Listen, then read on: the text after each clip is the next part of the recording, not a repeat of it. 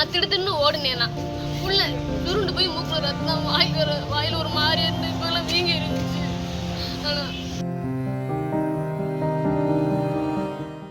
தூத்துக்குடி மாவட்டம் கோயில்பட்டியில் காணாமல் போன சிறுவன் சடலமாக மீட்கப்பட்ட நிலையில் அவரோட உடலில் பல்வேறு இடங்கள்லையும் ஆசனவாய் பகுதியிலையும் காயங்கள் இருந்ததாக போலீஸார் தெரிவிச்சிருக்காங்க.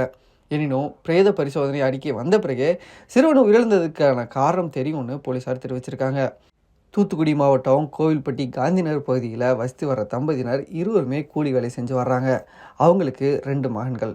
மூத்த மகன் 7ஆம் வகுப்பும் 2வது மகன் 5ஆம் வகுப்பும் படித்து வர்றாரு. இருவருமே அந்த பகுதியில் உள்ள அரசு உயர்நிலைப் பள்ளியில் பயின்று வர்றாங்க. கடந்த 10 நாட்களுக்கு மேலே உடல்நிலை சரியில்லாத காரணத்தினால 5ஆம் வகுப்பு படிக்கும் மாணவன் பள்ளிக்கு செல்லாமல் வீட்டிலேயே இருந்திருக்காரு. அவருடைய உடல்நிலைக்கு என்னன்னு தெரியல. இந்த நிலையில் நேற்று காலை வீட்டில் இருந்து அந்த சிறுவனுக்கு உணவளிச்சுட்டு பெற்றோர் இருவரும் வேலைக்கு சென்றுட்டாங்க. அப்போது அவருக்கு வீட்டிற்கு சிறுவனோட பாட்டி வந்திருக்காரு. வீட்டில் பேரன் இல்லாததால் அக்கம் பக்கத்துலேயும் தேடி இருக்காரு. ரொம்ப நேரமாக தேடியும் சிறுவனை காணலைன்றதால பெற்றோர் கூலி தொழிலை முடிச்சு கொண்டு வீடு திரும்பிய போது சிறுவனோட பாட்டி நடந்ததாக சொல்லியிருக்காங்க. இதையடுத்து அவங்க எல்லாருமே சேர்ந்து அந்த சிறுவனை தேடியிருக்காங்க. சிறுவன் வீட்டில் டிவி பார்த்து கொண்டிருந்ததாக சொல்லப்படுது. இந்த நிலையில் எங்கு தேடியும் கிடைக்கலன்றதால போலீஸாருக்கு பெற்றோர் புகார் கொடுத்தாங்க. இதையடுத்து அந்த சிறுவனை தேடி வந்த நிலையில் அதிகாலை 5:30 மணிக்கு பக்கத்து வீட்டு மொட்டை மாடியில் சிறுவன் மயங்கி கிடந்து வந்தது தெரிய வந்தது.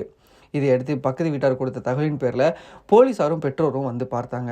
உடனே சிறுவனை மீட்டு கோயில்பட்டி அரசு மருத்துவமனைக்கு கொண்டு சென்று பரிசோதித்த போது சிறுவன் இறந்து பல மணி நேரம் ஆனதாக மருத்துவர்கள் சொல்லியிருக்காங்க.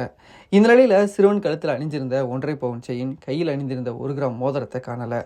போலீஸார் 3 தனிப்படை வைத்து இந்த வழக்கை விசாரித்து வர்றாங்க. இந்த நிலையில் நேற்றைய தினம் அந்த பகுதியை சுற்றியுள்ள சிசிடிவி காட்சிகளை பார்வையிட்ட போது அவனது வீட்டிற்கு செல்ல 4 வழிகள் உள்ள நிலையில் சிறுவன் அந்த பகுதியை விட்டு வெளியே எங்கேயுமே செல்லலைன்னு தெரியுது. இதனால் கொலைகாரன் அந்த தெருவிலேயே இருப்பதாக போலீஸார் சந்தேகிக்கிறாங்க. சிறுவனை அந்த வீட்டில் மாடி, தண்ணீர் தொட்டி உள்ளிட்ட இடங்களில் நேற்று தேடி இருக்காங்க. அப்படி தேடியும் சிறுவன் கிடைக்கல. ஆனால் இன்று அதிகாலை அந்த சிறுவன் அங்கே வந்திருக்குன்ற கோணத்தில் பார்க்கும்போது போலீஸார் போனதை அறிந்து கொலையாளி அந்த இடத்துல சிறுவனோட உடலை வச்சிருக்கலாம்னு சொல்லப்படுது. தற்போது சிறுவனோட உடல் பரிசோதனைக்காக தூத்துக்குடி அரசு மருத்துவமனையில் வைக்கப்பட்டிருக்கு. அப்போது அவரது உடலில் ஆங்காங்கே காயங்கள் இருக்குது. மேலும் ஆசனவாய் பகுதியிலும் லேசான காயங்கள் இருந்திருக்கு. எனவே பிரேத பரிசோதனை அறிக்கை வந்தால் மட்டுமே சிறுவன் உயிரிழந்தது எப்படி என்பது தெரிய வரும். இந்த நிலையில் போலீஸார் விசாரணையில் அந்த பகுதிக்கு சம்பந்தம் இல்லாதவங்க நேற்று அங்கே வந்திருந்ததாகவும் தெரிய வந்திருக்கு. இது குறித்து தொடர்ந்து தனிப்படை போலீஸார் விசாரணை நடத்தி வராங்க.